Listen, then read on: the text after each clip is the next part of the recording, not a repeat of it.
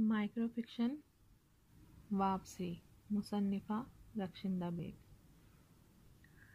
ہر دن وہ اس مانوس دستک کی منتظر رہتی، نہ جانے اسے کس طرح علم ہو جاتا تھا کہ صبا اس وقت اکیلی ہے، اور وہ سبک خرام ہوا کے جھونکے کی طرح اس کے پاس آ موجود ہوتی، لبوں پر بہت نرم اور دھیمی سی مسکراہٹ لیے، آنکھوں میں تسلی کے جگنو سمیٹے۔ وہ سراپے سکون تھی، یا پھر صبا کو ہی ایسا لگتا تھا۔ صبا اور جاوید کی شادی کو بھی ایک حادثہ ہی کہیں گے۔ جاوید لاہور سے واپس جا رہا تھا، جہاں وہ اپنے کسی کاروباری دوست سے کچھ معاملات طے کرنے گیا تھا، مگر بات وہی کہ لاہور کی رنگینیاں اور دوستوں کے ساتھ موج مستی میں وقت گزرنے کا پتہ ہی نہ چلا، اور جب اس نے واپسی کا قصد کیا تو رات کافی ہو چکی تھی۔ واپس جاتے ہوئے اس کی گاڑی کی رفتار کافی تیز تھی۔ گاڑی میں آبدہ پروین کی غزل "جب سے تو نے مجھے دیوانہ بنا رکھا ہے" دھیمی آواز میں اپنا فسوں بکھیر رہی تھی، اور باہر رات اور چاند کے حسین امتزاج نے اپنا فسوں بکھیرا ہوا تھا۔ اچانک سنسان سڑک پر ایک پری پیکر حسینہ نمودار ہوئی، مخالف سمت سے گاڑی کی جانب دوڑی اور بیچ سڑک پر کھڑی ہو گئی۔ یہ سب لمحوں میں ہوا۔ جاوید نے بہت ہی پھرتی سے بریک لگائے، سارا ماحول ایک کرہی چیخ سے چٹک سا گیا۔ لڑکی ہلکے سے گاڑی کے بونٹ سے ٹکرائی اور گاڑی پر ہی الٹ گئی۔ جاوید غصے سے کار کا دروازہ کھول کر باہر نکلا اور اسے سیدھا کیا۔ لڑکی بے ہوش ہو چکی تھی۔ سیدھا کرنے پر وہ اس کے بازوؤں میں جھول گئی۔ چند لمحوں کے لیے تو جیسے کائنات تھم سی گئی، اور جاوید اس پری وش کے حسن بے مثال میں کھو گیا۔ رات، تنہائی، حادثہ، سب کچھ ذہن سے محو ہو گیا۔ زندہ رہ گیا تو بس ایک نرم گرم دل ربا احساس جو اس کے بازوؤں میں اپنی جوت جگا رہا تھا۔ لڑکی ہلکا سا کسمسائی تو جاوید ہوش و حواس کی دنیا میں لوٹا۔ اسے کسی خزانے کی طرح سنبھال کے گاڑی کی پچھلی سیٹ پر لٹا دیا اور خود ڈرائیونگ سیٹ پر بیٹھ کر گاڑی سٹارٹ کر دی۔ سفر شروع ہوا، اور اب سارے فسوں پر بھاری ایک فتنہ گر اور اس کا احساس اس کے ہمراہ تھا۔ جاوید اکیلا ہی رہتا تھا۔ ماں باپ کا انتقال ہو چکا تھا، اور بڑا بھائی امریکہ میں اپنی فیملی کے ساتھ سیٹ اور مگن تھا۔ جاوید فیصل آباد میں اپنی کاروباری سرگرمیوں اور دوستوں کے ساتھ زندگی کے شب و روز گزار رہا تھا۔ خوشحالی تھی، بے فکری تھی، گھر تھا پر گھر والی نہیں تھی۔ یہ خانہ ابھی تک خالی ہی تھا۔ بہت آتی تھیں اور چلی جاتی تھیں، پر دل کو کوئی نہیں بھاتی تھی۔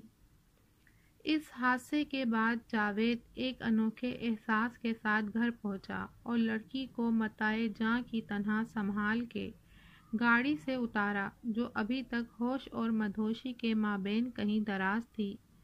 بستر پر لٹاتے ہی اس نے آنکھیں کھول دیں اور مخمور لہجے میں سوال کیا، "میں کہاں ہوں؟" دل فریب لہجے میں جواب آیا، "میرے دل میں، میرے گھر میں۔" اپنائیت کا گہرا احساس جو سالوں کی، صدیوں کی رفاقت کے بعد آتا ہے، اول لمحے سے دونوں کے درمیان اپنی جگہ بنا چکا تھا۔ نہ کوئی سوال اور نہ کوئی جواب۔ دوسرے دن جاوید نے صبا کو شادی کی پیشکش کر دی۔ "میرے بارے میں کچھ جاننا نہ چاہو گے؟" صبا نے دل نشیں لہجے میں سوال کیا۔ "کچھ احساس ہر جان پہچان سے مبرہ ہوتے ہیں۔ تم میری ہو اور اسی لیے اس زمین پر اتاری گئی ہو۔ میں تو صرف اتنا جانتا ہوں." جاوید نے جواب دیا، اور یوں دو اجنبی زندگی کے سفر میں ایک دوسرے کے ساتھی بن گئے۔ جاوید صبا کو پا کے بہت خوش تھا، تو صبا بھی اس پر واری صدقے جاتی تھی، گویا ہر دن عید اور ہر رات شب برات تھی۔ صبا کی بھی وہی روایتی کہانی تھی، سوتیلی ماں کا ظلم اور ایک بڑی عمر کے بوڑھے سے زبردستی اس کی شادی۔ جس سے جان بچا کر وہ آدھی رات کو گھر سے بھاگ نکلی۔ زندگی میں کچھ ٹھہراؤ آیا تو جاوید کو کاروبار کی فکر لاحق ہوئی کہ اور بھی غم ہے زمانے میں محبت کے سوا، اور ایسے میں وہ اس کی تنہائی بانٹنے چلی آتی تھی۔ کہتی تو یہی تھی کہ قریب ہی رہتی ہوں، بڑی میٹھی باتیں کرتی، اس کے ساتھ وقت گزرنے کا پتہ ہی نہیں چلتا تھا۔